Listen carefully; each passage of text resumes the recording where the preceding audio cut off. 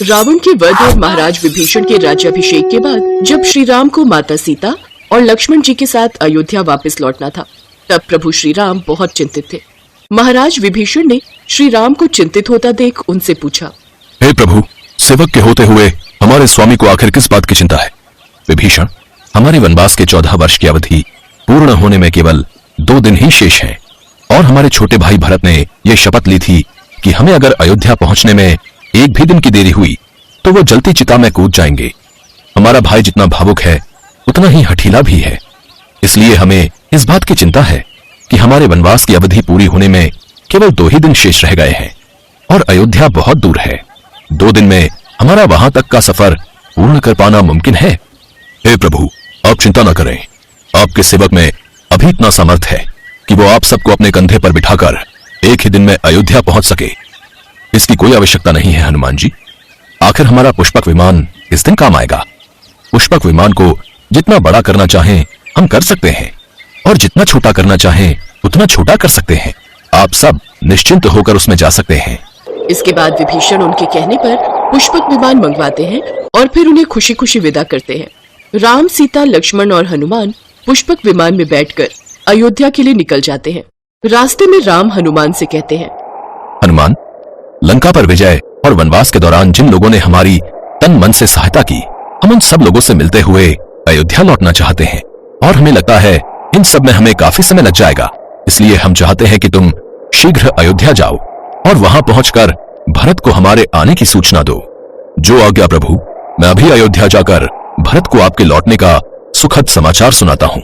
इतना कहकर हनुमान अयोध्या की तरफ उड़ान भरते हैं, जबकि प्रभु राम माता सीता और लक्ष्मण के साथ महर्षि के आश्रम की तरफ निकल जाते हैं। कुछ ही देर बाद हनुमान अयोध्या पहुंच जाते हैं। अयोध्या में हनुमान सबसे पहले भरत से मिलते हैं। राम के बिना भरत तो लगभग मृत्युशैया पर ही पहुंच चुके थे। हनुमान भरत से मिलकर राम के जल्दी लौटने का शुभ समाचार उन्हें सुनाते हैं। प्रभु श्री राम 14 वर्ष बाद अयोध्या लौट रहे हैं। आप अयोध्या वासियों के साथ मिलकर उनके स्वागत की तैयारियां कीजिए। जैसे ही भरत को ये संदेश मिलता है, उनको मानो नया जीवन मिल जाता है। क्या मेरे भ्राता राम आ रहे हैं? फिर हर्ष और आनंद में मगन होकर सबको ये संदेश सुनाने लगते हैं। सुनो सुनो नगरवासियों, मेरे भ्राता श्री राम अयोध्या लौट रहे हैं। हम सबके राम अब बस आने ही वाले हैं। अरे वाह, ये तो बहुत ही आनंदमय और सुखमय संदेश है। ये सुनने के लिए हम सब कब से प्रतीक्षा कर रहे थे। ये संदेश मिलते ही अयोध्या में उत्सव की तैयारियां होने लगती हैं। अयोध्या में केवल मनुष्य ही नहीं बल्कि प्रकृति भी हर्ष और आनंद में डूब जाती है। सब राम के दर्शन को आतुर हो उठते हैं। माँ, मैं भी प्रभु राम के दर्शन करूंगा। हाँ, जरूर करना बेटा। राम अयोध्या इसी मार्ग से होते हुए जाएंगे। ये हमारे राम वापस लौट रहे हैं। और आखिरकार वो दिन भी आ जाता है जब श्री राम अयोध्या लौटते हैं। सारा नगर जय श्री राम जय श्री राम के नारों से गूंज उठता है। श्री राम को देख सब बहुत ही खुश होते हैं। सारा अयोध्या दीप और रोशनी से जगमगा उठता है।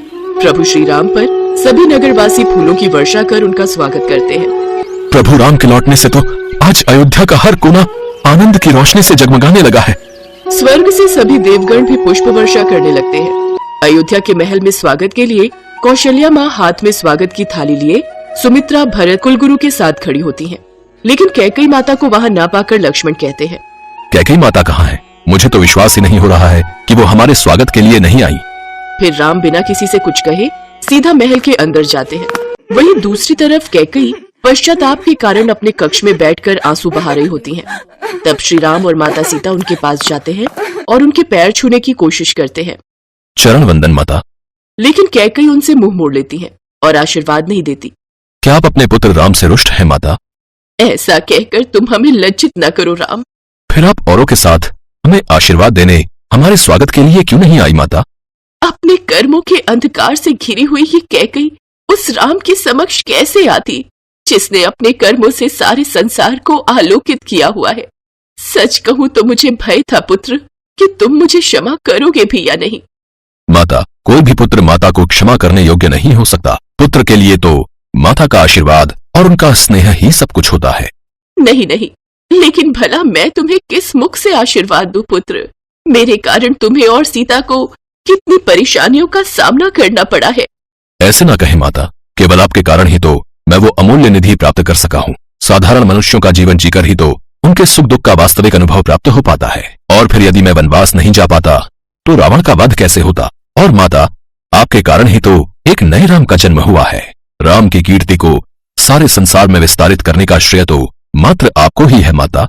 अब तो आशीर्वाद दे दीजिए माता। फिर कैकेयी अपने आंसू पोंछती हैं और प्रसन्न होकर राम और सीता को आशीर्वाद देती हैं। इस माँ का आशीर्वाद है तुम दोनों को। जब भी पुरुष धर्म की बात होगी तो मर्यादा पुरुषोत्तम श्री राम को ही याद किया जाएगा, और जब नारी आचरण की बात होगी तो सब सीता का ही उदाहरण देंगे।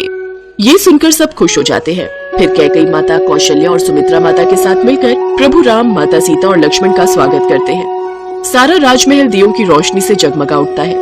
अयोध्या की इस रोशनी से कार्तिक मास की कालरात्रि भी जगमगा उठती है। उस दिन भगवान राम के अयोध्या आगमन पर उत्तर से दक्षिण और पूर्व से पश्चिम तक जो उत्सव मनाया गया, वही समस्त भारत में दीपावली के त्योहार के रूप में मनाया जाने लगा, और वो आज भी पूरी श्रद्धा और प्रसन्नता के साथ मनाया जाता है।